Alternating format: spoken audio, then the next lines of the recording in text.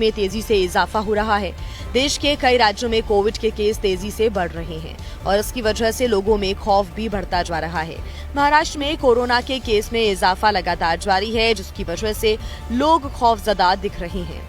रविवार को महाराष्ट्र में कोविड के 65 नए मामले सामने आए। एक्टिव केस की संख्या बढ़कर 814 हो गई है। पुणे में 31, मुंबई में 22, ठाणे में 9, कोल्हापुर में 2 और नागपुर में 1 नया कोविड केस सामने आया है। कोविड से अब तक 300 लोग ठीक हो चुके हैं, जबकि एक्टिव मरीजों की संख्या 506 है। अभी तक 11,501 स्वैब सैंपल की जाँच हुई, जिसमें 814 मरीज कोविड पॉजिटिव पाए गए। वहीं देश में सबसे ज्यादा कोविड केस केरल से सामने आए। देश भर में कोविड के एक्टिव केस की संख्या 3,758 है। गुरुग्राम में 4 नए कोविड केस सामने आए। गुरुग्राम में एक्टिव केस की संख्या 23 हो गई है। दिल्ली की JNU यूनिवर्सिटी में पहला एक्टिव केस मिला। गोदावरी हॉस्टल का छात्र कोविड पॉजिटिव मिला। लगातार बढ़ते कोरोना के मामले लोगों की माथे की शिकन बढ़ाने लगे हैं।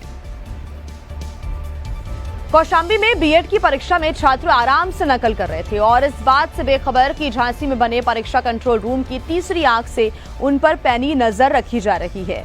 वहीं जैसे ही छात्र कंट्रोल रूम के कर्मचारियों को नकल करते दिखे तो फौरन ही वो एक्शन मोड में आ गए।